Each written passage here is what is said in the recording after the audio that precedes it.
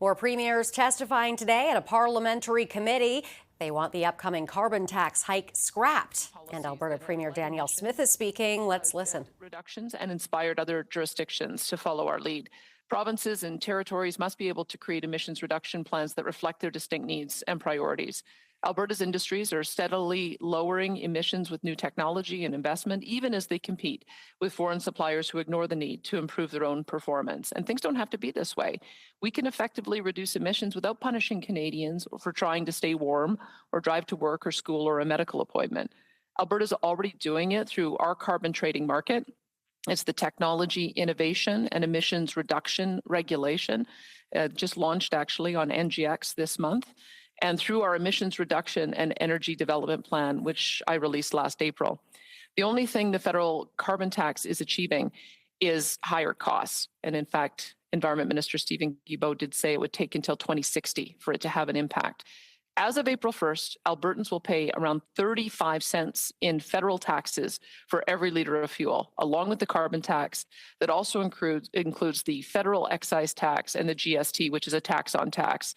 The price of natural gas, which Albertans rely on, will also be affected by the carbon tax increase. The carbon tax increase on natural gas is going up to $4.09 a gigajoule, which is more than double the base price of natural gas, which today stands at about $1.72 a gigajoule. The so-called solutions the federal government is to increase the carbon tax on something that is life or death for Albertans in the extreme cold of winter. And I will say that is, again, inhumane. It begs the question, how far will the federal government go to make life even more difficult and expensive when so many Canadians are already struggling?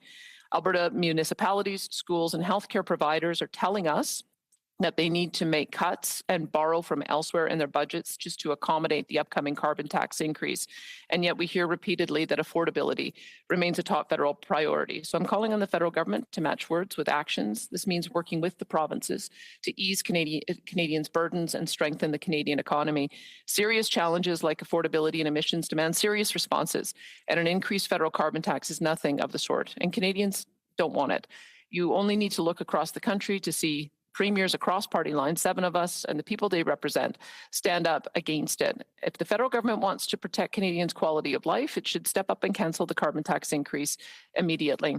At the very least, the federal government should apply policy equally across the country. We've heard the Quebec representative say several times that Quebec does not pay the fuel tax. And we also would like to see an exemption on all forms of home heating, not just ones that are centered in Atlantic Canada and on a particular type of fuel.